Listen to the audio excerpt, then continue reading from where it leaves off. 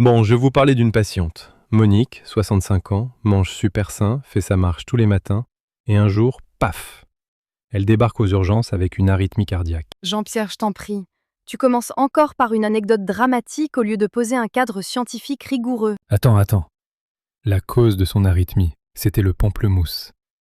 Son jus de pamplemousse bio du matin. Tu vois, ça mérite bien une petite dramatisation, non? D'accord. J'admets que l'interaction médicamenteuse du pamplemousse est un phénomène cliniquement significatif.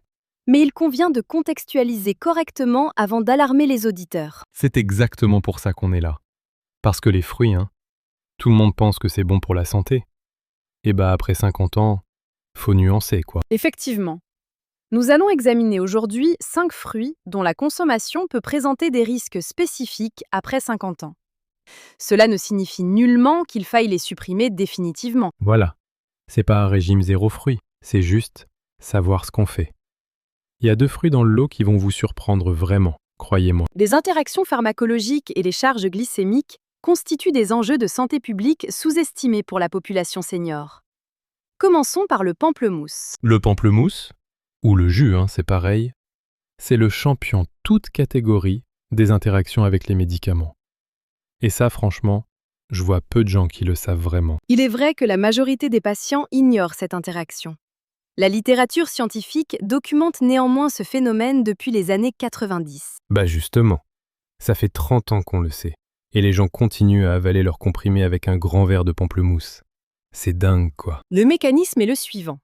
Le pamplemousse contient des furanocoumarines, qui inhibent l'enzyme intestinale CYP3A4, responsable du métabolisme de nombreux médicaments. Dit autrement, votre corps a un filtre naturel qui dose les médicaments avant qu'ils passent dans le sang. Le pamplemousse, il détruit ce filtre pendant 24 heures. C'est une formulation imagée, mais globalement exacte. La biodisponibilité du médicament peut être multipliée par 5, 10, voire 15 selon la molécule concernée. Vous prenez une pilule et votre organisme croit qu'il en a pris 15. C'est ça le truc. Et ça, pour le cœur, pour la tension, c'est pas anodin du tout. En effet, et l'effet persiste jusqu'à 24 heures après ingestion. Un patient qui consomme du pamplemousse le matin et prend son médicament le soir reste exposé au risque. Monique, elle prenait des statines pour son cholestérol. 3 ans de jus de pamplemousse le matin avec sa statine. 3 ans. Et personne lui avait dit. C'est malheureusement représentatif. L'information figure dans la notice du médicament, mais en caractère très petit, et les professionnels de santé ne la mentionnent pas systématiquement. Quel médicament on cause? Parce que là, faut être concret pour les gens, quoi. Les statines, les inhibiteurs calciques utilisés dans l'hypertension, certains antiarythmiques, quelques antidépresseurs et somnifères, ainsi que les immunosuppresseurs post-transplantation. C'est LA liste des médocs que prend la moitié des gens de plus de 55 ans. Tension, cholestérol, cœur.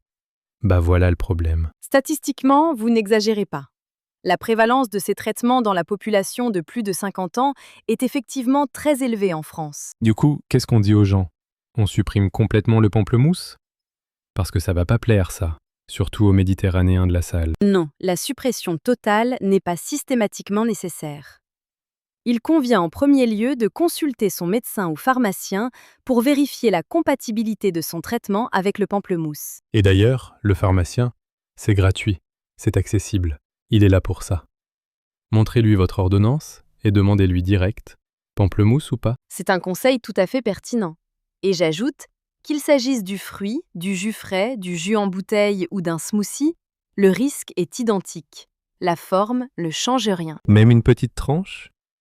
Même 50 ml de jus? Même une quantité modeste. La concentration en furanocoumarine est suffisante pour induire une inhibition enzymatique significative.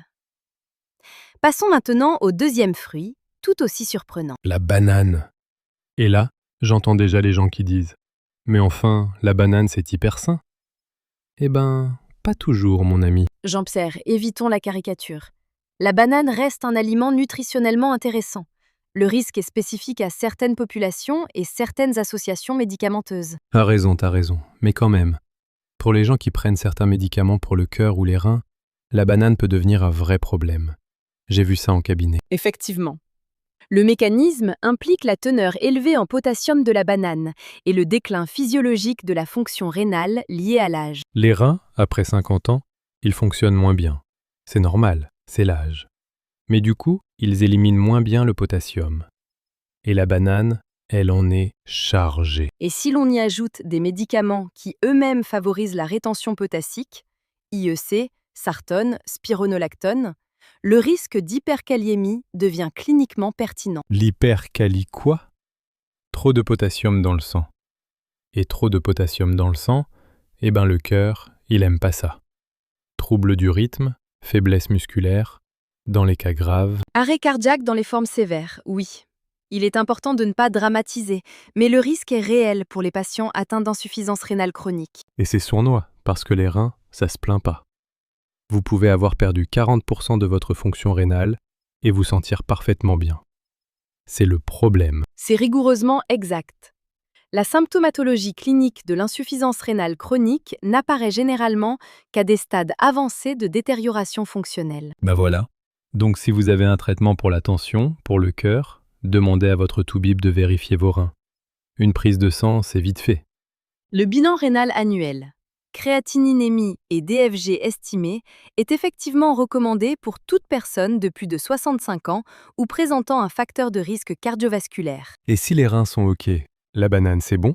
On peut manger? Pour un patient sans insuffisance rénale et sans traitement potassio-rétenteur, la banane ne présente pas de risque particulier. Le contexte pathologique et thérapeutique est déterminant. Exactement. C'est tout le message de cette émission. C'est pas le fruit qui est mauvais, c'est la combinaison avec votre situation particulière. Passons au troisième. Oui, le troisième fruit est le raisin. Et j'anticipe votre prochaine boutade sur le vin, Jean-Pierre, donc épargnez-vous l'effort. Tu me connais trop bien. Mais sérieusement, le raisin, le problème c'est la charge glycémique. Et en France, on mange le raisin par grappe entière, pas par 5 grains. Précisément. L'index glycémique du raisin oscille entre 45 et 60 selon la variété.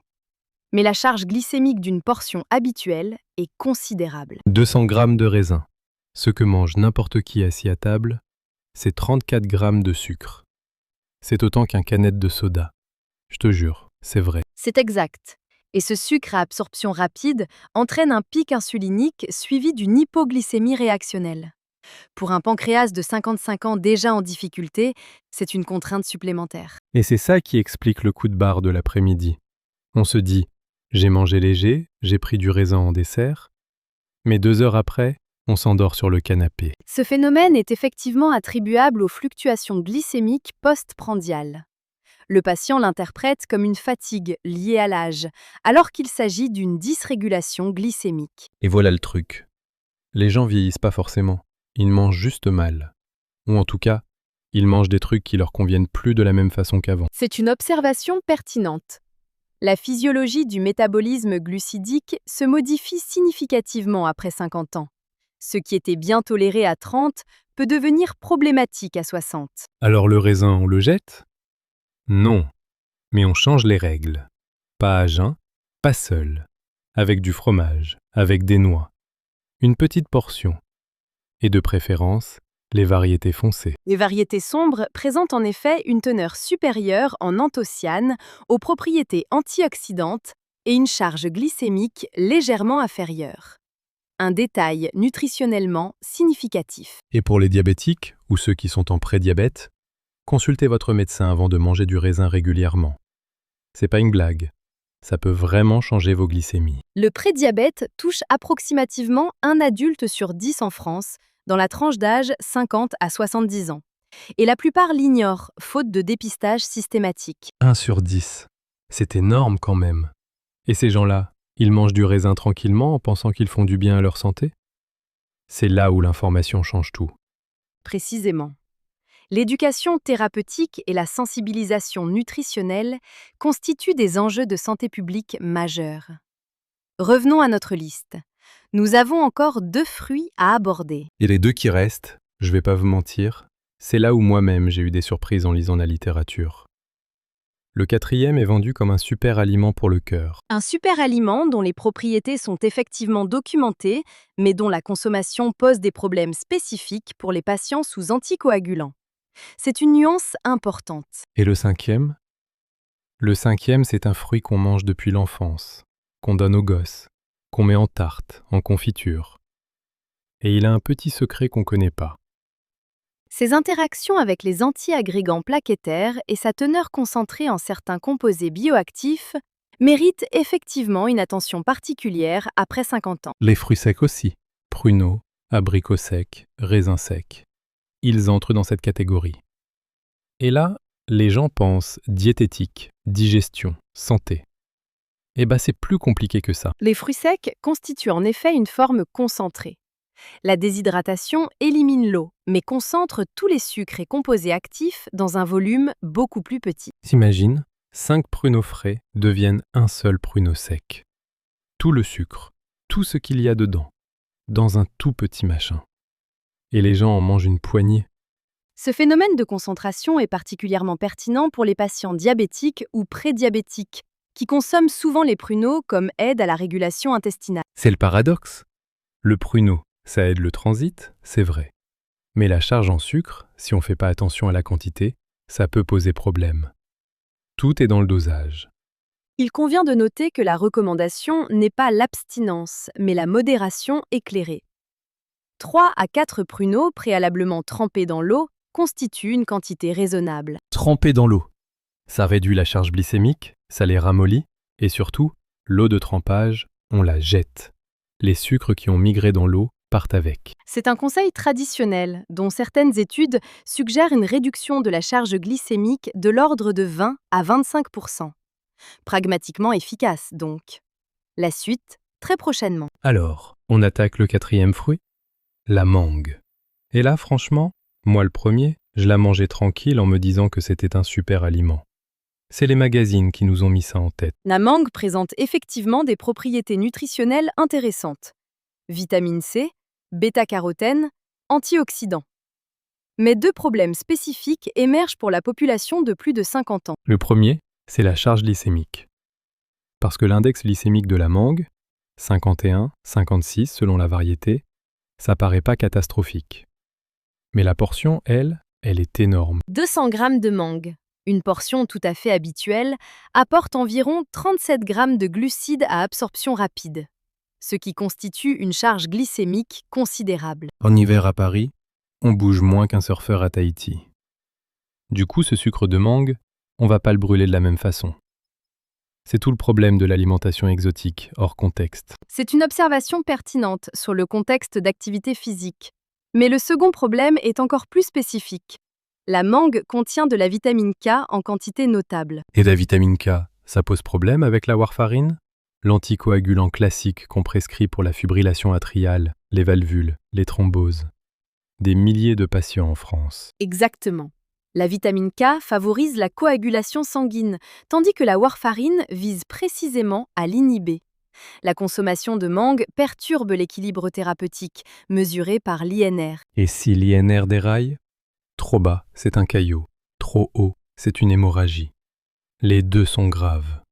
Pas le moment de jouer avec les fruits, sans en parler au médecin. Il convient de préciser, le risque n'est pas tant la consommation ponctuelle que la variation brutale des habitudes. Introduire ou supprimer la mangue subitement déséquilibre le traitement. J'ai eu un patient. Gérard, 72 ans, prothèse valvulaire, sous warfarine depuis des années. Sa fille lui ramène de la mangue d'un voyage. Il adore ça. Il en mange 3 semaines. Et l'INR s'est effondré en dessous du seuil thérapeutique, j'imagine. Ce type de situation mène fréquemment à une complication thromboembolique sérieuse. Thrombose sur la prothèse. Hospitalisation d'urgence. La fille était dévastée. Elle voulait lui faire plaisir, hein. Mais personne ne leur avait dit pour la vitamine K et la warfarine. C'est malheureusement une illustration typique des lacunes en éducation thérapeutique. L'information existe dans les recommandations médicales, mais ne parvient pas systématiquement jusqu'aux patients. Voilà pourquoi on fait cette émission. Alors, pratiquement, si vous êtes sous anticoagulant, signalez tout changement alimentaire à votre médecin. Même la mangue, même les épinards. tout. Et si vous consommez de la mangue régulièrement, maintenez une quantité stable plutôt que d'en faire une consommation erratique. La stabilité des apports en vitamine K est préférable à l'abstinence totale. La stabilité, c'est le maître mot après 50 ans. Le corps gère moins bien les chocs, les à-coups. Régularité dans les médicaments, régularité dans l'alimentation, c'est la même logique. Une remarque cliniquement fondée, oui. Et les nouveaux anticoagulants oraux, rivaroxaban, apixaban, présentent moins d'interactions avec la vitamine K, mais doivent être gérés avec tout autant de rigueur. En tout cas, avant de changer quoi que ce soit dans votre alimentation quand vous prenez un anticoagulant, parlez-en à votre toubib. Point final. C'est pas négociable, ça. Absolument. Arrivons maintenant au 5e fruit. Celui que Jean-Pierre qualifiait mystérieusement de « fruit d'enfance ». La cerise, et sa famille élargie incluant les fruits secs. Les cerises, les griottes, les cerises au sirop de grand-maman. Et les fruits secs, pruneaux, abricots secs, raisins secs. La question c'est, pourquoi j'en parle à mes patients cardiaques avec attention? La cerise et la griotte contiennent des salicylates naturels, des composés apparentés à l'aspirine. En association avec les antiagrégants plaquettaires, cela potentialise l'effet anticoagulant. L'aspirine à faible dose, c'est des millions de Français après 50 ans qui la prennent. Pour le cœur, pour éviter les infarctus et les AVC. Et la cerise renforce cet effet. Pour la majorité des patients, cela ne constitue pas un risque majeur. Mais pour les personnes ayant des troubles de la coagulation ou sous double antiagrégation, l'interaction mérite attention. Et il y a un autre truc avec la cerise que peu de gens savent. Certains antiarythmiques, des médicaments pour réguler le rythme cardiaque, peuvent être affectés par les antioxydants concentrés de la cerise. C'est un domaine de recherche encore en développement, mais des données suggèrent que des concentrations élevées d'anthocyanes peuvent interférer avec le métabolisme de certaines molécules antiarythmiques. Donc pour les patients en fibrillation atriale, et il y en a beaucoup, c'est une des arythmies les plus fréquentes, je leur dis, allez-y doucement avec les cerises. Et surtout le jus de cerise concentré. Le jus concentré de cerise, vendu comme aide au sommeil ou pour les douleurs articulaires, représente une dose massive d'anthocyanes. Là, la prudence est effectivement de mise pour les patients sous traitement. Et les fruits secs, on en avait commencé à parler, là c'est vraiment le piège du saint. Les pruneaux pour la digestion, les abricots secs pour le fer, les raisins secs pour l'énergie. Le problème est structurel. La déshydratation élimine l'eau, mais concentre les sucres et tous les composés bioactifs. 100 g de pruneaux contiennent environ 60 g de glucides. 60 grammes. Et les gens en prennent une poignée en regardant la télé. C'est là où ça déraille. 5 pruneaux frais deviennent un seul pruneau sec. Toute la sucre dans un minuscule truc. Et par voie de conséquence, les patients prédiabétiques ou diabétiques qui consomment des pruneaux pour le transit intestinal s'exposent à des pics glycémiques significatifs, souvent sans en avoir conscience. Alors la solution pratique ? 3-4 pruneaux maximum, trempés dans l'eau froide la veille. L'eau de trempage, on la jette. Une partie des sucres est passée dedans. Et voilà. Des données disponibles suggèrent une réduction de la charge glycémique de l'ordre de 20 à 25% après trempage. C'est empiriquement simple et cliniquement pertinent. Un truc que ma grand-mère faisait déjà en fait. Elle trempait des pruneaux. Elle savait pas pourquoi, c'était la tradition. Et la tradition, des fois, elle a du bon. Il arrive en effet que les pratiques traditionnelles précèdent leur validation scientifique. C'est une observation que je trouve intellectuellement honnête de faire. Ha, je t'ai eu là.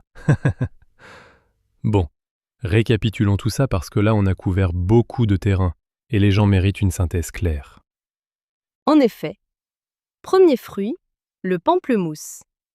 Il inhibe l'enzyme CYRP3A4 pendant 24 heures, multipliant la concentration sanguine des médicaments jusqu'à 15 fois. Statine, tension, arythmie.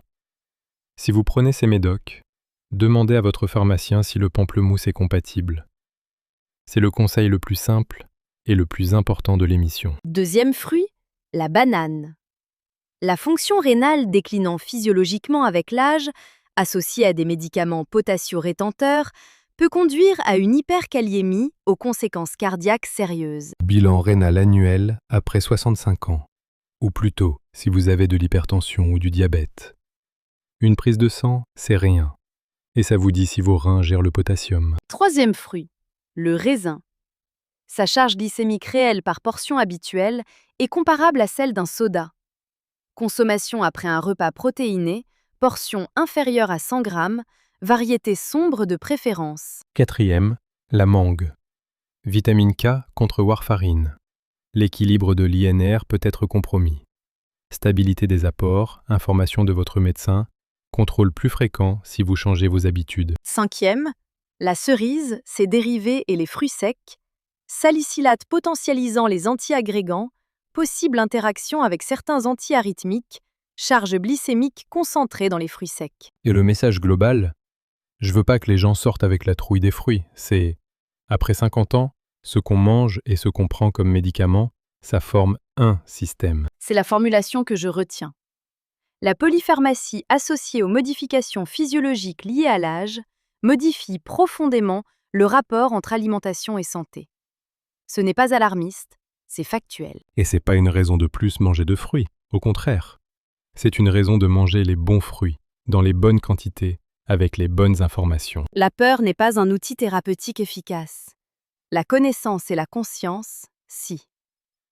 L'objectif est d'autonomiser les patients dans la gestion de leur alimentation et de leur traitement. Ce que je dis aux patients, moi, et ça marche bien, c'est apportez votre liste de médicaments à l'officine.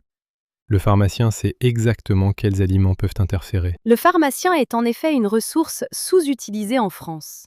Accessible sans rendez-vous, formé aux interactions médicamenteuses, y compris alimentaires. C'est un réflexe à développer. Et passez d'infos à vos parents, à vos proches qui ont plus de 60 ans et qui prennent des médicaments au long cours.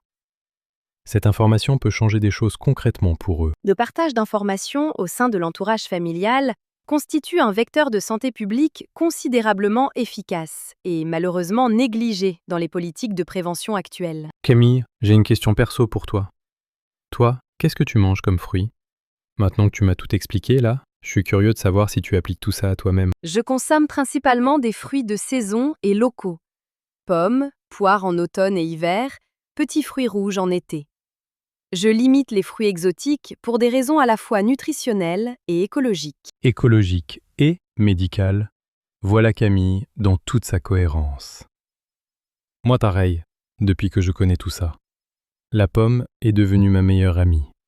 C'est pas glamour, mais ça marche. La pomme présente effectivement un profil glycémique favorable, une teneur en fibres solubles intéressante pour le microbiome intestinal et une disponibilité optimale toute l'année en France. Et elle coûte pas une fortune.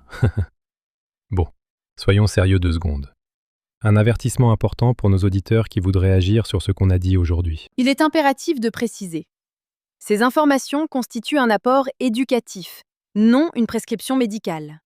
Aucune modification de traitement ou de régime alimentaire ne doit être entreprise sans consultation médicale. En clair, on vous donne des infos pour que vous posiez les bonnes questions à votre médecin. Pas pour que vous jetiez vos fruits à la poubelle ou arrêtiez vos médicaments tout seul. D'accord? Et pour les personnes souffrant de pathologies chroniques ou suivant plusieurs traitements au long cours, la consultation de leur médecin traitant avant tout changement alimentaire significatif est indispensable. On a une question pour vous, les auditeurs. Lequel de ces 5 fruits vous a le plus surpris? Moi, je parie sur le pamplemousse. Mais j'ai tort souvent sur ces trucs-là. La réaction de surprise la plus fréquente que j'observe en consultation concerne effectivement le pamplemousse. Mais l'interaction warfarine-mangue génère souvent une vive préoccupation chez les cardiaques. Écrivez-nous en commentaire. On lit tout, on répond quand on peut. Et s'il y a un sujet qui vous tient à cœur, une interaction alimentaire, un aliment suspect, dites-le nous. Les retours des auditeurs orientent effectivement nos thématiques futures. Les questions cliniques issues du terrain quotidien sont souvent plus pertinentes que les sujets académiques abstraits. Et abonnez-vous si vous voulez pas rater les prochains épisodes. On a des sujets en préparation qui vont vraiment vous étonner.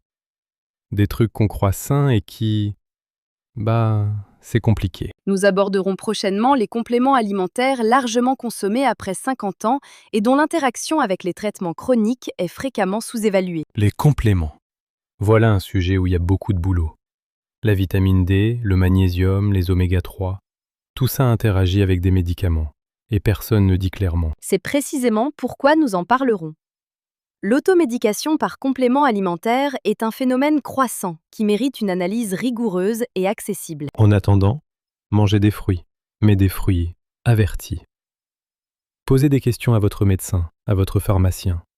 Vous avez le droit de savoir ce que vous mettez dans votre corps. Prenez soin de vous et de ceux qui vous sont chers. La santé après 50 ans se construit avec information, rigueur et bon sens. À très bientôt.